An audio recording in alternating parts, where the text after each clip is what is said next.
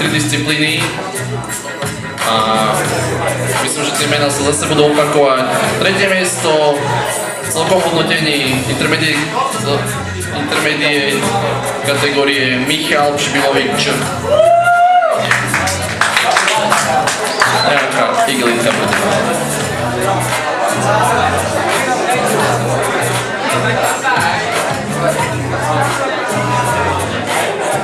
Takže ďalej tu máme malú zmenu.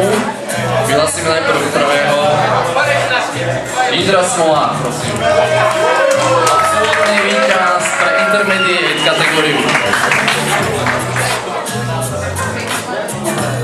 A teraz sa dostaneme k druhému miestu, ktoré získava Tomáš Kmiter. Ako jediný Slovák, ktorý bol vyhodnotený, dostáva aj pohár. Potlesk celej open kategórie, čo sú silnejší alebo proste borci v tomto športe. Tretie miesto patrí Poľsku Krištof Sobotka. Ty máš tých medailí, ale...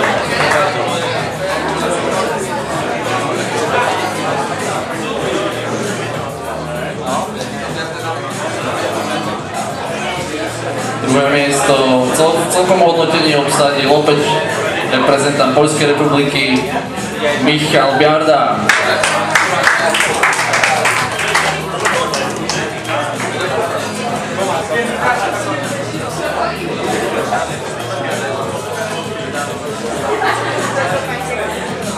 A dostávame sa k prvému miestu. Celkové hodnotenie. Je to opäť Poľsko, už sa pripravuje prísť na scénu a je to Damian Jelnický.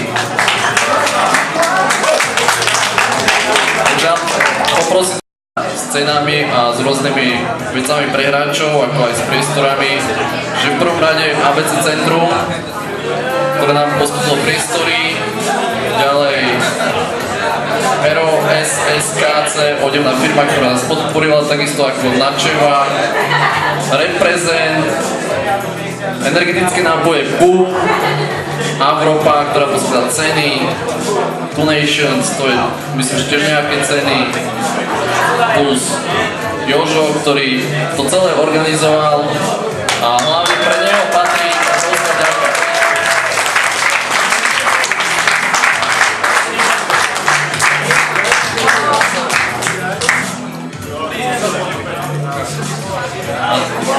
Teraz vyhlasíme víťaza majstrovstiev Slovenska, ktorý bol jediný pohár.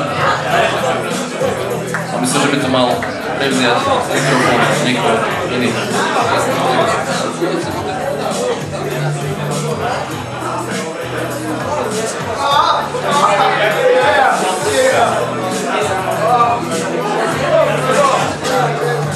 Dobre, tak to nebudeme napínať a vyhlasíme teda majstra a majstrom Slovenska pre tento rok za start 2008 sa stáva Radoslav Žarnaj.